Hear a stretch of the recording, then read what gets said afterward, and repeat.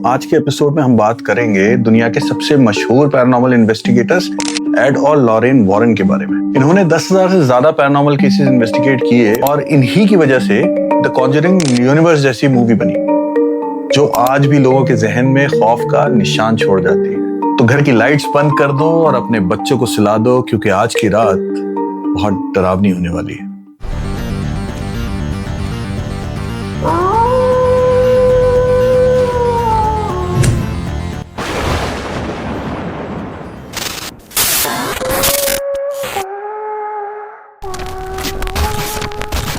हम सीधा एमिटीविल से शुरू करते हैं। जॉर्ज और कैथलीन लट्स घर ढूंढ रहे थे। 112 ओशन एवेन्यू का प्राइस उनके बजट से थोड़ा ज्यादा था, लेकिन $18,000 में वो घर एक बहुत जबरदस्त डील लग रहा था। और जल्दी उनको पता चल गया कि इस घर के डिस्काउंटेड प्राइस के पीछे क्या वजह थी। 1 साल पहले 13 नवंबर को सुबह 3:15 बजे 23 साल का रोनाल्ड डिफियो जूनियर, जिसे बुच भी कहा जाता था, उसने धीरे धीरे अपने घर के हर कमरे में जाकर अपनी पूरी फैमिली को मार डाला। उसका माँ बाप, 2 बहनें और 2 भाई सब खत्म, जिनको सोते हुए उसने अपनी 35 कैलिबर राइफल से मार दिया। बुच ने कहा कि उसने आवाजें सुनी थी जो उससे ये काम करने को कह रही थी। उसके वकील ने कोर्ट में जज से कहा कि ये सब उसने पागलपन के दौरे में किया, मगर कोर्ट ने उसकी कोई अपील नहीं सुनी और नवंबर 1975 में उसे उम्र कैद की सजा दी गई। 1 महीने बाद जॉर्ज और कैथलीन अपने 3 बच्चों के साथ उसी घर में शिफ्ट हो गए। फैमिली ज्यादा मजहबी नहीं थी, मगर उन्होंने वहां के लोकल प्रीस्ट को घर बुलाकर ब्लेस करने के लिए कहा। जब वो प्रीस्ट घर के 2nd फ्लोर के कमरे में होली वाटर छिड़क रहा था,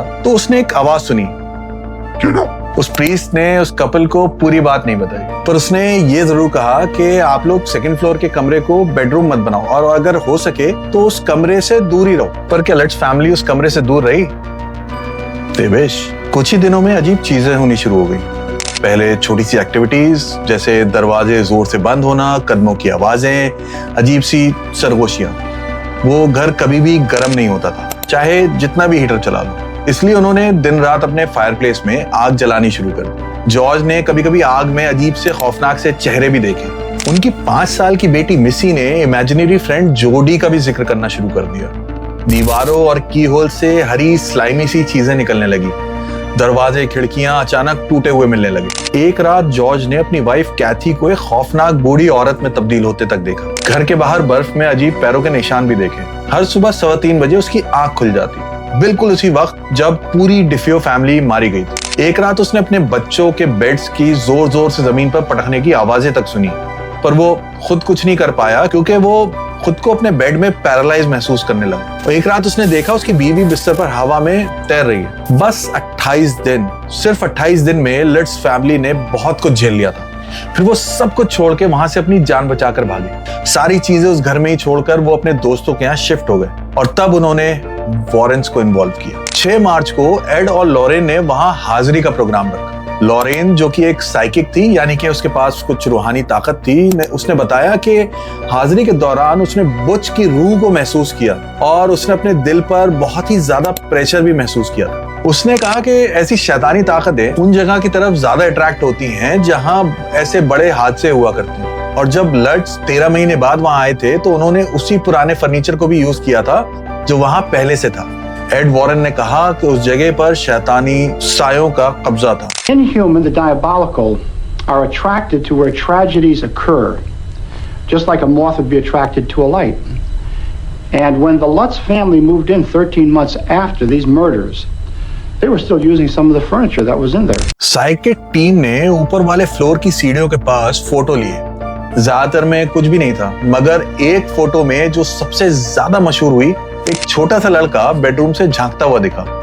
फोटो में उसकी आंखें चमक रही थी। उस फोटो में वो बच्चा बुच डिफियो का छोटा भाई 9 साल का जॉन जैसा दिख रहा था और जॉन को पिछले साल ही बुच ने उस घर में खत्म कर दिया था। ये फोटो इस घर के केस में सबसे ज्यादा मशहूर हुई। जब लट्स फैमिली उस घर से निकल गई तो उस घर में चीजें वापस नॉर्मल हो गई। 2 साल बाद उन्होंने अपनी ये कहानी जे एंसन को बताई। उसने उनकी कहानी पर एमिटीविल हॉरर किताब लिखी जो कि बहुत हिट हुई। 6 मिलियन से ज्यादा कॉपीज बिकी।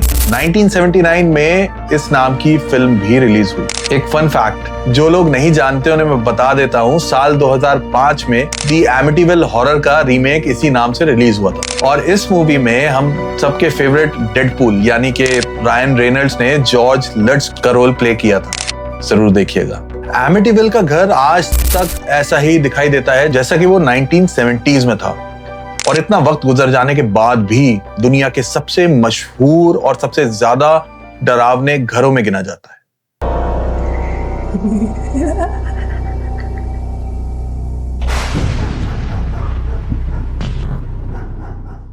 1970 में एक नर्सिंग स्टूडेंट डोना को उसकी माँ ने उसके 20th बर्थडे पर कपड़े से बनी एक डॉल दी। डोना को वो डॉल बहुत पसंद आई और वो उसे अपने साथ अपने शेयर्ड फ्लैट में लेके गई, जहां वो अपनी रूम पार्टनर एंजी नाम की एक नर्स के साथ रहती थी। डॉल की जगह आमतौर पर सोफा पर थी, लेकिन जल्द ही डोना और एंजी ने नोटिस किया कि ये डॉल उन्हें अलग अलग कमरों में मिल रही है। अगर डोना ऑफिस से निकलते वक्त डॉल को लिविंग रूम में रखकर जाती तो वापस आने पर वो डॉल उन्हें बेडरूम में बंद दरवाजे के पीछे मिलती। फिर अपार्टमेंट्स में नोट मिलने लगे बच्चों की हैंडराइटिंग में, जिन पर लिखा था हेल्प मी।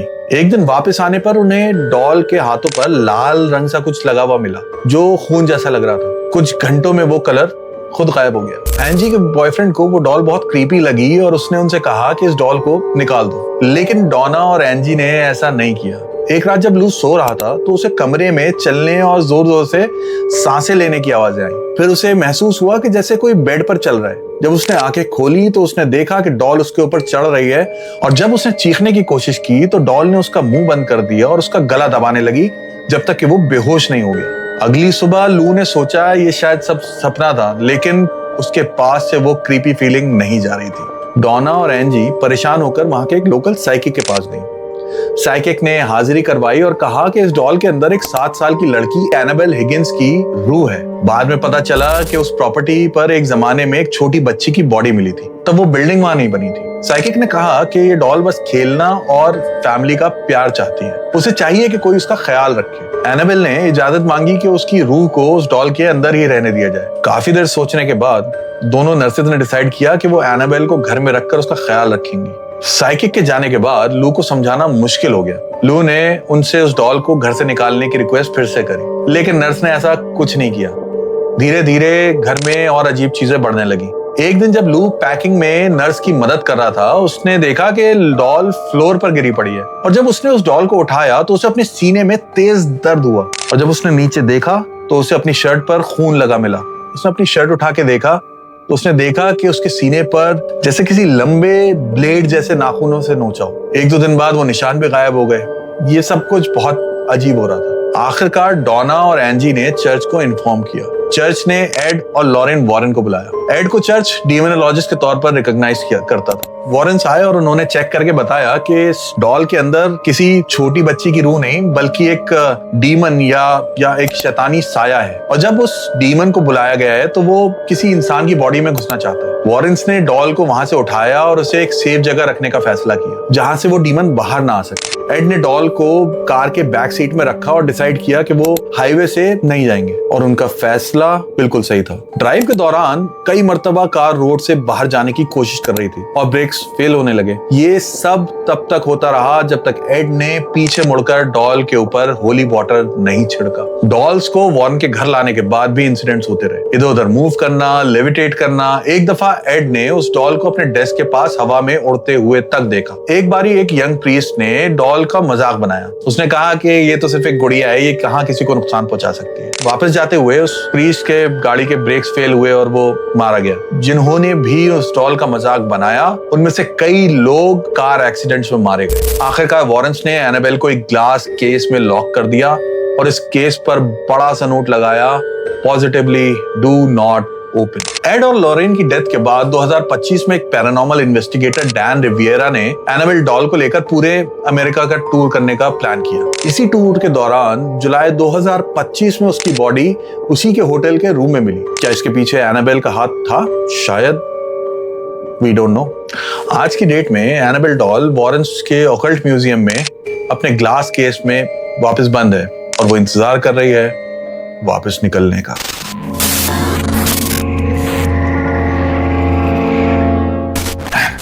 जनवरी 1971 में पेरेंट फैमिली हैरिसविल रोड आइलैंड के एक पुराने फार्म हाउस में शिफ्ट हुई। कैरोलाइन, रॉजर और उनकी 5 बेटी। जल्दी वहां छोटी मोटी अजीब चीजें होना शुरू हो गई। छोटी चीजें जो पहले नोटिस नहीं होती थी, जैसे चीजों का अपनी जगह पर ना मिलना, जहां उन्हें रखा था उनका वहां ना होना, फिर अजीब सी आवाज जैसे कोई घर में चल रहा हो पर नजर नहीं आ रहा। फिर उन लड़कियों को घर में कुछ रूहों जैसा नजर आने लगा। 8 साल की सिंडी पेरेंट को अपने कमरे में आवाज सुनाई देती थी कि इस घर में 7 मरे हुए सोल्जर्स की बॉडीज दफन है। वो रूहें कभी डाइनिंग टेबल पर बैठी हुई नजर आती और उनके पेरेंट्स को देखकर उनकी तरफ पॉइंट करने लगती, जैसे कोई इशारा या वार्निंग। कैरोलाइन ने घर की हिस्ट्री चेक, पता चला कि ये आर्नल्ड फैमिली का घर जनरेशन से रहा है। उसे ये भी पता चला कि इस प्रॉपर्टी पर कम से कम 8 मौतें हुई थी, कुछ बहुत ही खौफनाक और उनमें से कुछ बच्चे भी थे। रिसर्च से पता चला कि प्राइमरी इविल फोर्स एक औरत जिसका नाम बैथशेबा शर्मन था, जो 19th सेंचुरी में वहां रहा करती थी। कहानी के मुताबिक वो मजलूमों पर जुल्म करती थी, स्टाफ को पीटती, उन्हें भूखा रखती। बैथशेबा के 4 बच्चे थे, 3 बचपन में ही मर गए और लोकल लेजेंड्स कहते थे कि एक छोटा सा बच्चा उसके पास अजीब तरीके से मरा हुआ मिला। उस बच्चे के सर में एक बड़ी सी सुई घुसी हुई मिली। लोगों का कहना था कि उसने शैतान के लिए अपने बच्चे की कुर्बानी दी। बैथशेबा को कभी कन्विक्ट नहीं किया जा सका। लोगों का यह भी कहना था कि मरने के बाद वो पत्थर बन गई। कैरोलाइन और रॉजर ने नोटिस किया कि अमूमन सुबह 5:15 बजे सड़े हुए गोश्त की बदबू आती है और हवा भी बहुत ठंडी हो जाती है और उनके यहाँ का हीटर भी काम नहीं करता। एक रात रॉजर का बिस्तर हवा में उठा और गिर गया। धीरे धीरे कैरोलाइन को ऐसा महसूस होने लगा जैसे बैथशेबा अपने बच्चों की तरह उसे भी अपने बच्चों को मारने के लिए उकसा रही है। तब उन्होंने एड और लॉरेन को बुलाया। वॉरेंस ने घर के चक्कर लगाए, कैरोलाइन और रॉजर से सारी कहानी सुनी। फिर बिना उनकी मर्जी के वहां उन्होंने हाजिरी का प्रोग्राम स्टार्ट किया। रॉजर ने बाद में बताया कि हाजिरी शुरू होने के 5 मिनट के अंदर ही उसकी वाइफ का बदन अकड़ गया, जैसे कोई उसको दोनों हाथों से दबा रहा हो। उसकी चेयर उड़ गई और अगले कमरे में जा गिरी। वो अजीब लैंग्वेज में बात करने लगी। The Warrens came over and they did the seance in the house, and that was not a good thing. I was against it, but they did it anyway. And 3 to 5 minutes into the seance, and my wife got her whole body went out of shape and extorted. And it was like an extortion. Somebody was squeezing her, and her chair got off the floor and came right into me into the next room. And I tried to help her. You know, she was completely out of this world at that point, speaking crazy words. And I tried to help her. इतना देखकर Roger से रहा नहीं गया और उसने एक पंच मारकर उन दोनों को बाहर फेंक दिया घर से। मगर ये सब होने के कुछ वक्त बाद ही घर में अजीब चीजें होना अचानक से बंद हो गई।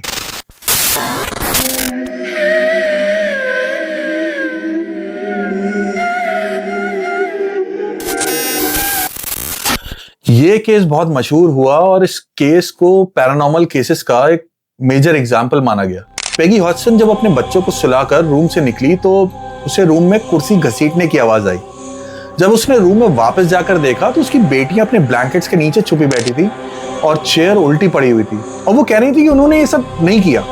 पेगी ने वापस लाइट्स ऑफ करी तो उसे फिर कुछ घसीटने की आवाज आई और जब उसने लाइट्स वापस ऑन करी तो उसे एक ड्रेसर 18 इंच स्लाइड हुआ दिखा। पेगी ने नेबर्स को बुला लिया, उन्होंने भी आवाजें सुनी, पुलिस भी बुलाई गई। एक रिस्पॉन्डिंग ऑफिसर ने बोला कि उसने नॉकिंग या टैपिंग जैसी आवाजें सुनी और चेयर को हिलते हुए भी देखा। फिर एक चेयर फ्लोर पर 3 से 4 फुट तक स्लाइड होते हुए देखा। ये पुलिस की ऑफिशियल रिपोर्ट में भी लिखा गया। पुलिस ने कहा कि यहाँ कोई क्राइम नहीं हुआ है, इसलिए हम आगे और कुछ नहीं कर सकते। कुछ महीने बाद घर के सब लोग एक कमरे में सो रहे थे क्योंकि घर में एक्टिविटीज बढ़ गई थी। फिर एक अजीब चीज हुई। जैनेट जो कि 11 साल की थी, उसमें से एक बुढ़े आदमी की आवाज आने लगी और जबकि उसके लिप्स बिल्कुल नहीं हिल रहे थे। This voice is coming from an 11-year-old girl. Well, Pascal, perhaps you've got something to say to them. Yeah. I'd like to know how you make this noise without bashing Janet's vocal cords to pieces. If I do it for half a minute, I get a sore throat. Goose chases here. Media आई और investigators भी आए। Photo video circulate हुए। Janet को बिस्तर से levitate होता हुआ भी एक फोटो लिया गया। नॉकिंग की साउंड्स रिकॉर्ड हुई, मीडियम्स के डायलॉग रिकॉर्ड हुए।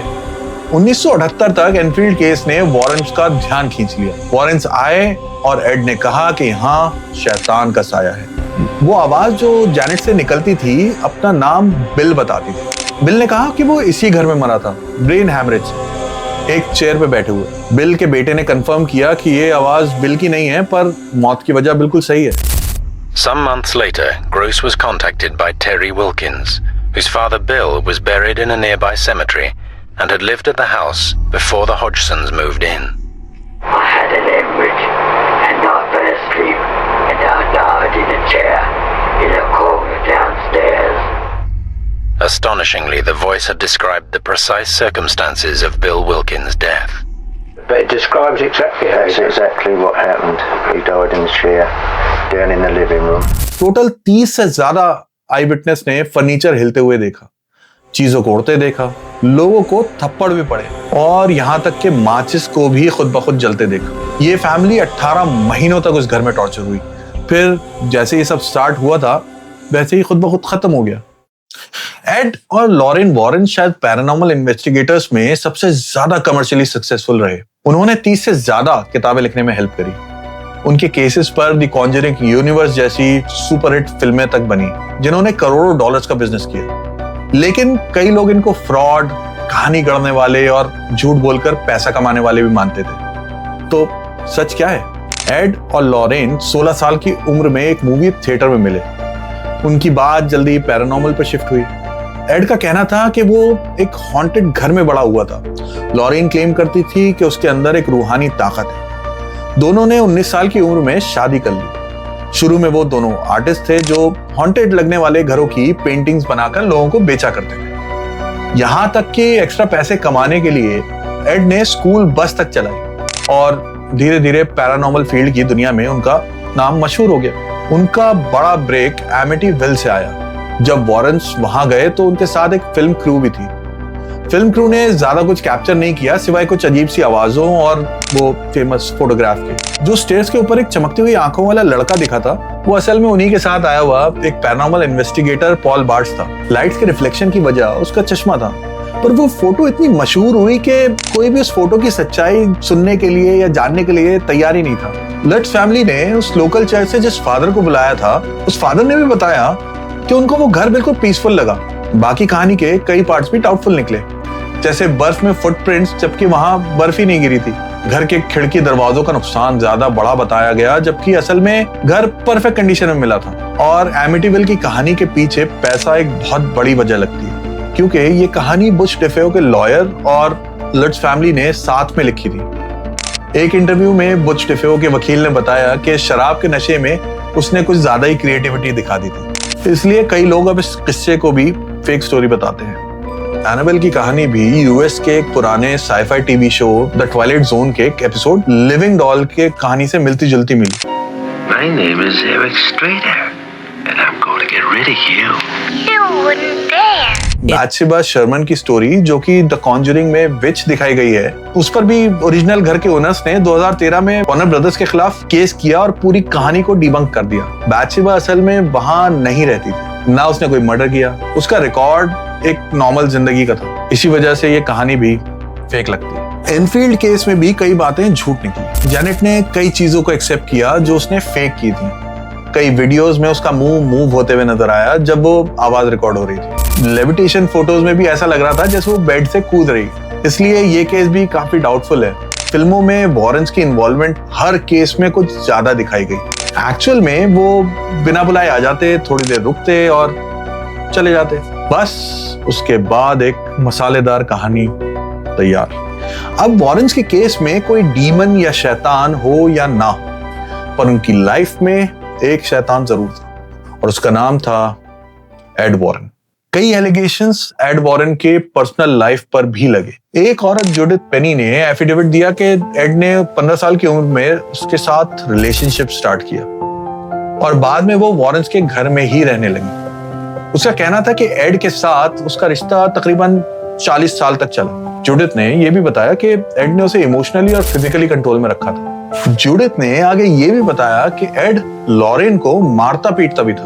वार्नर ब्रदर्स ने जूडिथ को $1.5 लाख तक ऑफर किए अपना मुंह बंद रखने के लिए। वॉरेन्स को डिफेंड करने वाले कहते हैं कि जूडिथ एड पर गलत इल्जाम लगा रही है और ये कि वॉरेन्स ने जूडिथ को चैरिटी के लिए अपने घर पर रहने के लिए जगह दी थी। इल्जाम दोनों तरफ से लगाए गए पर सॉलिड प्रूफ किसी ने भी नहीं दिया। वॉरेन्स ने बहुत सारे क्लेम्स किए, कुछ फोटोज और वीडियोस भी दिखाए, मगर बहुत से एविडेंसेस कभी भी पब्लिकली वेरीफाई नहीं हुए। कुछ चीजें सच्ची लगती हैं और कई बार ऐसा लगता है जैसे चीजों को बड़ा चढ़ाकर दिखाया गया है। मैं खुद पैरानॉर्मल में बिलीव करता हूँ। पर वॉरेंस की कहानियां कुछ ज्यादा ही अजीब हैं। इसी वजह से उनके हर क्लेम पर सवाल उठाना जरूरी हो जाता है। एड खुद को एक डीमोनोलॉजिस्ट कहते थे। वो कहते थे कि कोई भी इंसान जो डीमन से पोजेस्ड है वो उसे ढूंढकर उसे उस डीमन से निजात दिला सकते हैं, पर उनकी लाइफ और मेथड्स अपने आप ही सवालों में घिरे हुए थे। हर कहानी में कुछ हकीकत होती है, कुछ इंटरप्रिटेशन होता है, और जब पैसा, फेम और स्टोरी टेलिंग जुड़ जाती है तो उस कहानी को एक अलग ही नजरिए से देखना पड़ता है।